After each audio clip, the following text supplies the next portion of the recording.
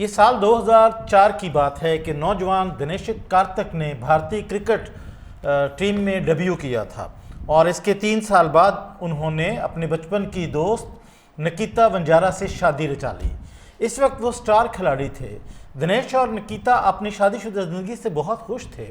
Dinesh Ranji trophy में तमिलनाडु की team के कप्तान भी थे और तमिलनाडु टीम में शामिल एक और खिलाड़ी मुरली विजय से उनकी कुर्बत बढ़ी तो दोनों बेमिसाल दोस्त बन गए। इन दोनों का एक दूसरे के घर आना जाना शुरू हो गया, लेकिन ये आना जाना दिनेश के लिए बहुत ही महंगा साबित हुआ।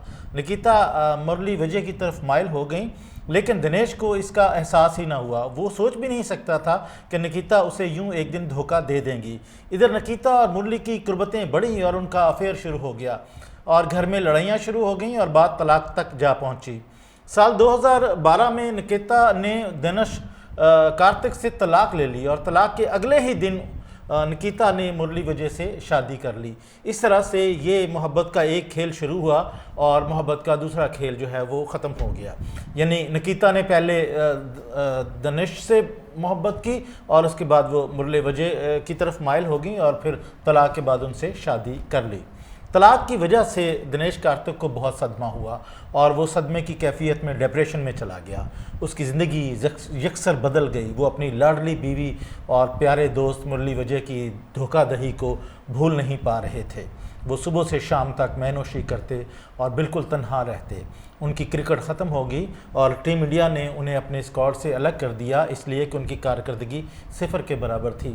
और ना सिर्फ टीम इंडिया ने उन्हें अपने स्क्वाड से अलग किया, बल्कि वो रणजी ट्रॉफी से भी निकाल दिए गए और वहाँ भी उनकी कारकर्दगी बिल्कुल ही ना होने के बराबर थी। और यहीं ये सफ़र ख़त्म ना हुआ, तमिलनाडु ने भी उनसे कप्तानी छीन ली और उनकी जगह मुरली विजय को नया कप्तान बना दिया गया। नाकामी ने उनका पीछा नहीं छोड़ा और उसके बाद उनकी बारी आई आईपीएल से, तो उन्हें आईपीएल से भी खारिज कर दिया गया। लेकिन वो इन तमाम चीज़ों से बेनियाज हो चुके थे। उन्होंने जिम जाना छोड़ दिया। दिनेश कार्तिक ज़िंदगी से इतने नाउम्मीद हो गए कि उन्होंने ख़ुदकुशी करने की बातें शुरू कर दी। और इस तरह की बातें सुनकर एक दिन जिम में उनके ट्रेनर, जो उनके बहुत अच्छे किसी हद तक दोस्त भी रह चुके थे, वो उनके घर आए और उन्होंने दिनेश कार्तिक को बहुत बुरी हालत में पाया और उन्होंने दिनेश को 2-4 दिन दवाई दी, पानी पिलाया, खाना खिलाया और उसके बाद फिर उनको उठाकर जिम ले गए। दिनेश ने बहुत इनकार किया और उसने कहा कि मुझे जीना नहीं है और ना ही मुझे इस ज़िंदगी में जाना है जहां शोहरत हो, पैसा हो, सब कुछ हो, क्योंकि यही शोहरत, यही पैसा मुझसे मेरा सब कुछ छीन के ले गई है। लेकिन उनके ट्रेनर ने उनकी एक बात भी ना सुनी। इस जिम में हिंदुस्तान की स्क्वैश चैम्पियन दीपिका पालिकल भी आया करती थी और उन्होंने जब दानिश कार्तिक की ये हालत देखी तो वो ट्रेनर के साथ हो गई और ट्रेनर के साथ मिलकर उन्होंने दिनेश कार्तिक की काउंसलिंग शुरू कर दी। वो सुबह शाम उसे समझाते थे, लेकिन कार्तिक को बात समझ नहीं आ रही थी। लेकिन आहिस्ता आहिस्ता उस ट्रेनर और दीपिका की मेहनत के नताइज सामने आने लग गए। कार्तिक बेहतरी की राह की तरफ गामजन हो गए।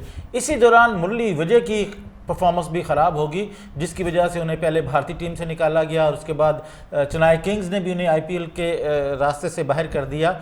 और उसके बाद आप ये समझ लें कि दूसरे एंड पर कार्तिक ने दीपिका पालिकल के इसरार पर नेट प्रैक्टिस शुरू कर दी। नेट प्रैक्टिस के बाद उसके नताइज जब आना शुरू हुए तो उन्होंने डोमेस्टिक का पहला मैच खेला तो बहुत अच्छी कारकर्दगी दिखाई और उसके बाद वो डोमेस्टिक पर छा गए और मुसलसल रन्स करने लगे। और जैसे जैसे बहाली होती गई वैसे वैसे वो क्रिकेट की तरफ वापस आते गए, हत्ता कि आईपीएल ने भी उन्हें मुंतखब कर लिया। लेकिन इस बार वो कोलकाता नाइट राइडर्स के कप्तान बने और फिर जब ये कप्तानी मिली और उसमें उनको पैसा भी मिला, उनको शोहरत भी मिले और उनका वो रोग भी ख़त्म हुआ, तो उन्होंने अपनी मोहसन दीपिका से शादी कर ली। अपनी उम्र के लिहाज से कार्तिक जो हैं वो क्रिकेट में काफ़ी बूढ़े हो चुके थे और उन्होंने महसूस किया था कि शायद उनका करियर ख़त्म हो गया। लेकिन सख्त मेहनत और जद्दोजहद के बाद वो अपने खोए हुए मुकाम को पाने में कामयाब हो गए। दूसरी तरफ उनकी अहलिया दीपिका पालिकल कार्तिक के साथ शादी के बाद हामला हुई और उन्होंने जुड़वा बच्चों को जन्म दिया। दीपिका का स्क्वैश करियर जो है वो इस बच्चों की वजह से रुक गया था। फिर कार्तिक को ये इतला मिली कि चेन्नई सुपर किंग्स के मोहिंदर अमरनाथ उन्हें अपनी टीम में यानी कौमी टीम में विकेट कीपर के तौर पर वापस लेना चाहते हैं। इसी दौरान IPL 2022 की नीलामी शुरू हुई और इस बार चेन्नई के बजाय रॉयल चैलेंजर्स बेंगलोर ने उन्हें ख़रीद लिया और इसके साथ साथ ही उनकी अहलिया दीपिका ने भी खेलना शुरू कर दिया, प्रैक्टिस जारी की और अपने जुड़वा बच्चों की पैदाइश के 6 माह बाद ही उन्होंने ग्लासगो में होने वाली आलमी चैंपियनशिप में ख़वातीन के डबल्स का एजाज़ जीता। दिनेश कार्तिक की कामयाबी की कहानी उन सब के लिए है जिन्हें ज़िंदगी ठोकर मारती है और वो समझ बैठते हैं कि ज़िंदगी ख़त्म हो गई है, आगे कोई रास्ता नहीं बचा। गिरना और गिरकर संभलना और दोबारा उठने की कोशिश इंसान को कामयाब बनाती है। मुश्किल हालात में जीना कार्तिक की ज़िंदगी की एक ज़िंदा मिसाल है।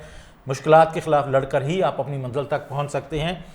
इसी सबक के साथ आज का व्लॉग ख़त्म होता है। उम्मीद है कि आप दिनेश कार्तिक की इस कहानी से बहुत इंस्पायर हुए होंगे। अपनी राय ज़रूर दीजिए। खुदा हाफिज़।